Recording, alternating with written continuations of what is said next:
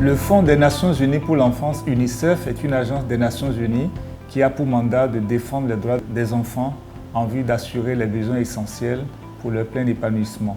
Le bureau de l'UNICEF dans ce pays s'active beaucoup pour la réalisation de ces droits et principalement en ce qui concerne les articles 6 et 24 relatifs à la Convention des droits des enfants.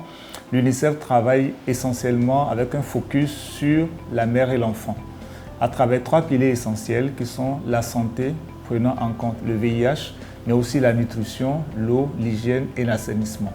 Alors pour chacun de ces piliers, nous travaillons sur l'amélioration de l'offre et de la demande de qualité des services de santé, tout en renforçant le système d'information, la gouvernance dans le secteur ainsi que le financement des activités au niveau de ces 3 secteurs que je viens d'énumérer. Nous pensons que nous avons contribué de façon significative à la réduction de la mortalité chez les enfants de moins de 5 ans, qui est passée de 191 pour 1000 naissances vivantes en 1958 à 47 décès pour 1000 naissances vivantes en 2020, soit une réduction de 75%. L'UNICEF a contribué de façon significative à renforcer le plateau technique pour une amélioration de la fourniture des soins essentiels aux nouveau-nés, mais aussi de la réanimation néonatale. À cette date, nous avons plus de 500 prestataires, médecins, sages-femmes, infirmiers qui ont bénéficié de ce renforcement de capacité, mais plus de 48 maternités aussi qui ont été équipées, qui ont reçu des équipements, mais des médicaments pour assurer une prise en charge adéquate pour les nouveau-nés. Je citerai entre autres l'exemple de ce nouveau-né, né prématuré, qui a bénéficié de cette prise en charge de qualité au niveau du CHU de Brazzaville. Et 11 mois après, on peut voir le sourire. Dans le domaine de la vaccination, l'UNICEF a travaillé essentiellement sur 2 aspects. 1. Améliorer la capacité du programme élargi de vaccination du Congo à toucher les enfants. Et 2. S'assurer que les enfants touchés puissent être maintenus dans le programme pour qu'on ait des enfants complètement vaccinés pour pouvoir venir à bout des différentes maladies tueuses de l'enfant évitables par la vaccination. L'UNICEF, à cette date, contribué à doter des centres de santé du pays de plus de 200 équipements de frigos solaires qui améliorent la capacité de stockage au niveau des CSI, la capacité de conservation des vaccins et nous assurer que les vaccins qui sont délivrés aux enfants sont des vaccins de qualité. Il est évident qu'il n'y a pas de vaccination sans vaccin de qualité. Et pour garantir la qualité du vaccin, la chaîne du froid doit être respectée rigoureusement. Elle constitue même la colonne vertébrale du système de vaccination.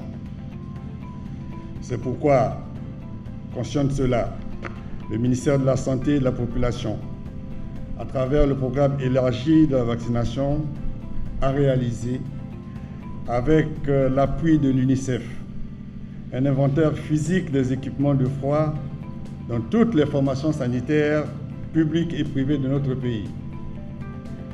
Cet inventaire a permis d'élaborer un plan de réhabilitation de la chaîne du froid.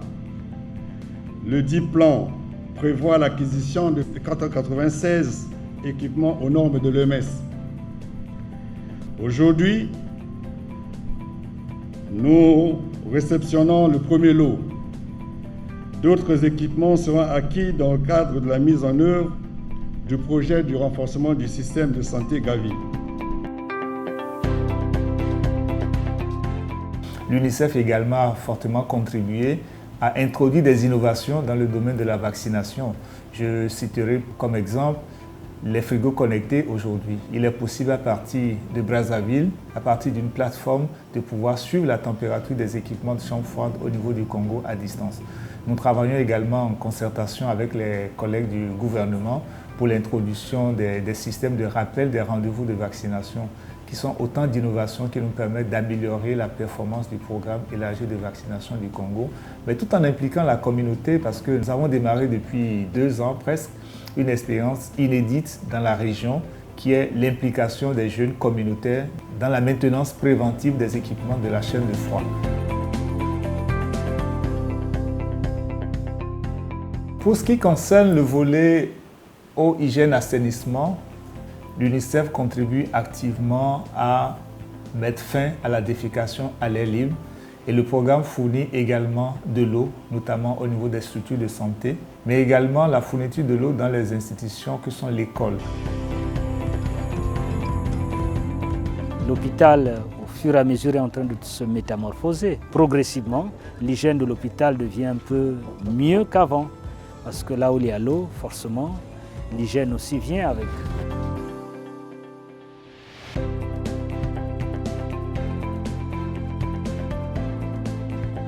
Dans le domaine de la nutrition, c'est surtout la prévention de la malnutrition chronique, mais aussi la prise en charge de la malnutrition aiguë sévère.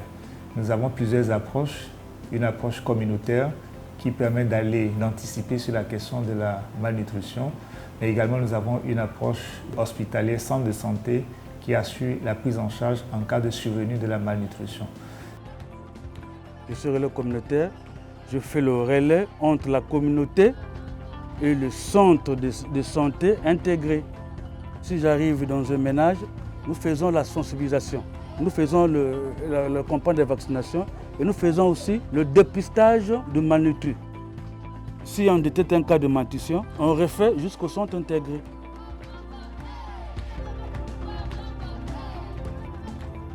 C'est grâce à eux que nous détectons mieux les malnutris et nous les traitons.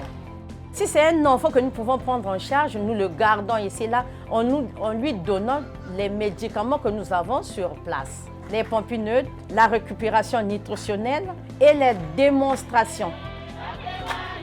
On doit dire à la maman chaque mercredi de venir ici là lors de la démonstration nutritionnelle pour qu'elle puisse connaître comment alimenter son enfant.